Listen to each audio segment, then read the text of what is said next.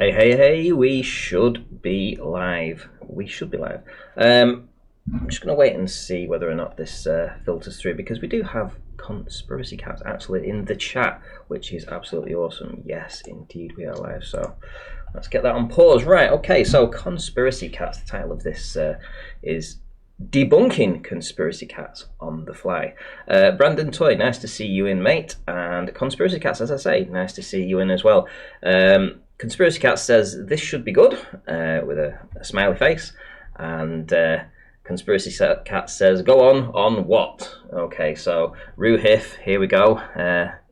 One of Conspiracy Catz' fellow Globe Earthers has come in and said this should be hilarious, and Tricky Woo is here saying we are live. Indeed, we are live. Right, okay, so I guess you want to know where Conspiracy Catz made his mistake in this. Now, I have to say that the flat earther that did the presentation could have done it a little bit better. Let me put it that way. He did the presentation apparently in Lytham St. Anne's. If I'd have known that, I'd have actually gone along. I didn't even know that the did things like this in these locations. But there we go. He did a flat earth presentation there, and Conspiracy Catz obviously took apart his presentation. Now, you've got to understand that a lot of people that go out of the way to make these presentations in town halls and stuff, you know, they haven't probably done an awful lot of these presentations, so a lot of it's going to be quite sticky. So it was quite easy for Conspiracy Catz to make a little mocking video there. But he did say something that was incorrect. I am going to pick him up on that. By the way, is that a P900 that you have there? That looks like a P900. Pretty awesome. Can you confirm whether or not that's a P900? It looks like one. Might even be a P1000 actually. No, I think it's actually a P1000 by the look of it. Looks bigger than a P900. But anyway, we'll find out. Racky Alive says we are live, and Gazlee's in. Nice to see you in. Brandon Cook. Conspiracy Catz says this advert is going on a bit. Hold on, mate. Listen, I know you're eager to find out where you messed up, but listen, I'll get down to it in a moment. Just calm your horses. Here we go. Right. So, we get to a point where we're talking about flights. And I want you to listen to what Conspiracy Catz is going to say here. This is the important part. Now, Conspiracy Catz is going to try and make a claim that the flight paths that this gentleman pointed out would make more sense on a flat plane, and he's going to try and say that that's incorrect. Now, listen to his wording. It's very interesting here what he says. Here we go. And your conventional map, let's see what these routes look like. So, here we have Santiago, South America. Yeah, up to that the east coast of America, across to the west coast, and down to Sydney. Does that make any sense to you? They're flying twice as the passengers. It's taking them best part of 3 days to get there. If they can get there in 14 hours, why isn't the plane taking the red line? Well, there could be a number of reasons the plane is choosing that flight path. For example, economics. Ask yourself, would it be cheaper to have one plane fly all three routes, or three planes each flying those routes individually?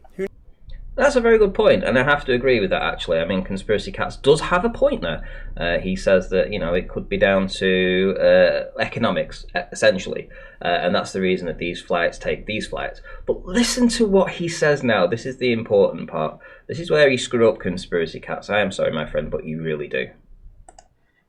Who knows? But the bigger problem you've got here is that you think the red line is the quickest point between A and B. Now, what you've got to realise is that when we turn a globe into a flat map, you distort the picture. And that means that the fastest path between these 2 points on a globe is anything but your red line. Oh, dearie me. So the fastest point between these 2 points is anything but on a globe Earth. Let's just play that back again so that we get it absolutely in context with what he actually just said. Here we go. Listen to this. But the bigger problem you've got here is that you think the red line is the quickest point between A and B. Now, what you've got to realise is that when we turn a globe into a flat map, you distort the picture. And that means that the fastest path between these 2 points on a globe is anything but your red line. Oh, anything but your red line. So if we was to turn this into a globe, so this is on a flat plane, so if we turn this into a globe, it will be point A to point B, which is Santiago to Sydney. It would be anything but on a globe. Okay, let's see if that's actually true. Here we go. So I've actually plotted these points out on Google Earth. Here we go. At the bottom here we have Santiago, and up at the top there we have Sydney. So let's scroll in, let's have a look at this. So here we have Santiago, there we go, there's Santiago, and let's have a look. Let's follow the red line, point A to point B. So this is on a globe Earth, by the way, and here we have Sydney. So there we have Sydney. So Santiago to Sydney. Now Conspiracy Catz said that the red line that he put in is anything but the quickest route on a globe. Well, what do we have here? Here we have Santiago, and here we have Sydney. Now, I can't see a quicker route. I really can't. I mean, essentially, if you look at it from this angle, we are going around the globe, and we're going over the surface of the globe, so we're not actually being able to go through the globe in the land. But essentially, that is the quickest route, Conspiracy Catz.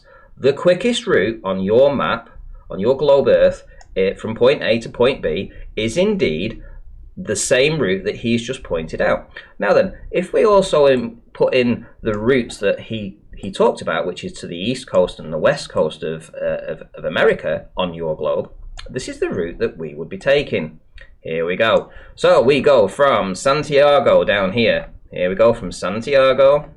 We fly up to the east coast and then to the west coast of America, and then we fly all the way back over here to, what do you know, Sydney in Australia.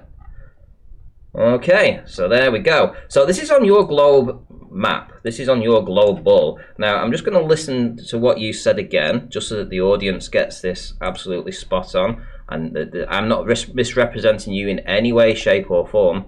Here we go. Listen to what you say. But the bigger problem you've got here is that you think the red line is the quickest point between A and B. Now, what you've got to realise is that when we turn a globe into a flat map, you distort the picture. And that means that the fastest path between these 2 points on a globe is anything... The fastest 2 points on a globe... is anything but your red line. Is anything but your red line. Well, let's listen again. Listen to this again. A flat map, you distort the picture. And that means that the fastest path between these 2 points... That the fastest point between these 2 points... on a globe is anything but your red line. Is anything but your red line. Well, Conspiracy Catz.